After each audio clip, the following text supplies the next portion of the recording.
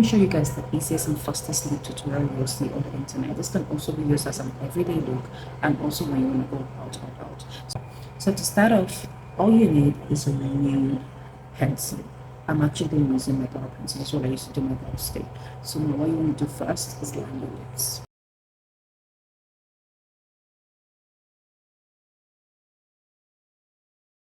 Make sure to blend in really well.